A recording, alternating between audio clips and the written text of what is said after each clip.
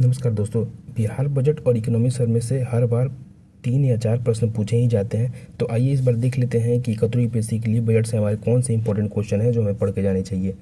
यह बजट जो है 3 मार्च 2025 को पेश किया गया। यह वित्त मंत्री सम्राट चौधरी द्वारा पेश किया गया। यह बजट का कितना है वैल्यू 3,16,895 करोड़ रुपये का। यह पिछले साल से 13.6 गुना 6% वृद्धि हुआ है। अब हमें देखना है कि राजकोषीय घाटा कितना है। राजकोषीय घाटा बहुत ही ज़्यादा इंपॉर्टेंट है। राजकोषीय घाटा हमें याद रखना है एकदम बिल्कुल भी। तो उसके बाद ये रहा है राजकोषीय घाटा जीएसडीपी का 2.98%। ये पिछले साल रहा था और इस बार का जो हमारा अनुमान है वो भी 2.98% है। व्यय देख लेते हैं हम लोग। योजना मद पर कितना व्यय हुआ 36.8%। गैर योजनागत मद पे कितना व्यय हुआ तो 63.16%। ठीक है दोस्तों। उसके बाद हमें देखना है कि ये जो है कितने पैसे आते हैं और कितने पैसे कहाँ जाते हैं। तो हमें रैंकिंग सजाने के लिए दे सकता है। तो रैंकिंग हमें देखना चाहिए कि सबसे ज़्यादा जो पैसे हैं वो हम लोग लेते हैं केंद्र करों में राज्य का अंश जो है उससे हम लोग लेते हैं। ठीक है। उसके बाद दूसरा हमारा जो राजस्व का स्रोत है वो है राज्य सरकार के कर राजस्व, और तीसरा जो है लोक ऋण है, चौथा जो है वो केंद्र सरकार से हम लोग जो अनुदान लेते हैं वह है। खर्च कहाँ कहाँ करते हैं हम लोग। खर्च सबसे पहले हम लोग सामाजिक सेवा पे करते हैं, उसके बाद सामान्य सेवा पे करते हैं और दूसरा हम लोग आर्थिक सेवा पे करते हैं। ठीक है दोस्तों। उसके बाद हम लोग देख लेते हैं कौन कौन से जो है मुख्य घोषणाएं हुई हैं बजट में जो हमें याद रखने चाहिए।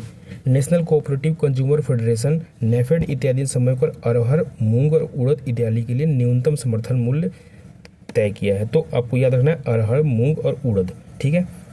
उसके बाद सभी अनुमंडल और सभी प्रखंडों में कोल्ड स्टोरेज की फैसिलिटी की जाएगी। बिहार राज्य सब्जी प्रसंस्करण एवं वित्त विपणन फेडरेशन द्वारा सुधा के तर्ज पर तरकारी सुधा आउटलेट खोला जाएगा। उसके बाद 302 प्रखंडों में पीबीसीएस का गठन किया जा चुका है। ठीक है। यह प्राथमिक सब्जी उत्पादक सहकारी समिति है। राज्य के प्रत्येक पंचायत में, ठीक है, प्रत्येक पंचायत, यह ध्यान रखेंगे प्रत्येक पंचायत कह रहा है, प्रत्येक पंचायत में कन्या विवाह मंडप का स्थापना किया जाए। पटना में महिला हाट कहाँ खुलेगा पटना में। जिम ऑन व्हील्स भी पटना में। ठीक है। उसके बाद ये प्रशिक्षक जो होंगी वो सभी महिलाएं होंगी। राज्य के सभी शहरों में ध्यान रखिएगा, सभी शहरों में पिंक टॉयलेट की स्थापना की जाएगी। राज्य के प्रमुख शहरों में जो है पिंक बसों का संचालन किया जाएगा। उसके बाद उद्यमिता विकास संस्थान का जीर्णोद्धार कर इसे सेंटर ऑफ एक्सीलेंस बनाया जाएगा। गुड़ के लिए centre of excellence Pusa Samastipur में। ध्यान रखिएगा ये क्वेश्चन बहुत इंपॉर्टेंट है, पूसा समस्तीपुर में गुड़ के लिए। उसके बाद राज्य के प्रमुख शहरों में कामकाजी महिलाओं के स्वस्थ एवं सुरक्षित वातावरण उपलब्ध कराने के दृष्टिकोण से कामकाजी महिला छात्रावास की सुविधा दी जाएगी। उसके बाद 358 प्रखंडों में एक डिग्री विद्यालय की स्थापना की जाएगी। ठीक है दोस्तों। उसके बाद हमारे पास वर्ग 1 से लेकर 10 तक के सामान्य श्रेणी के अल्पसंख्यक सहित छात्रवृत्ति दर को दुगना किया जाएगा। प्री मैट्रिक छात्रवृत्ति योजना के तहत छात्रवृत्ति दर को भी दुगना किया जाएगा। उसके बाद राज्य के बड़े अनुमंडलों में अनुमंडल अस्पताल के अतिरिक्त एक रेफरल अस्पताल की स्थापना की जाएगी। ठीक है दोस्तों। उसके बाद ये याद रखना है आपको बहुत ध्यान से कि बेगूसराय में खोला जाएगा क्या, एक कैंसर अस्पताल खोला जाएगा। ठीक है। उसके बाद प्रत्येक प्रखंड में एक आउटडोर स्टेडियम की स्थापना की जाएगी। बिहार ग्रीन डेवलपमेंट फंड की घोषणा की गई है। इसको ध्यान रखिएगा, बहुत ज़्यादा इंपॉर्टेंट है। बिहार ग्रीन डेवलपमेंट फंड की घोषणा की गई है। इसमें 25 करोड़ रुपए का निवेश किया जाएगा।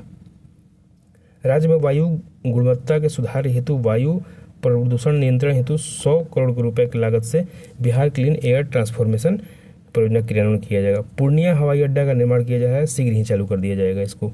उसके बाद आपको ये ध्यान रखना है कि किस विभाग को कितना आवंटन किया गया। सबसे ज़्यादा जो आवंटन किया गया है वो शिक्षा विभाग को किया गया है। आपको इसमें ध्यान रखना है, परसेंट ध्यान रखना है, कितना परसेंट तो 19%।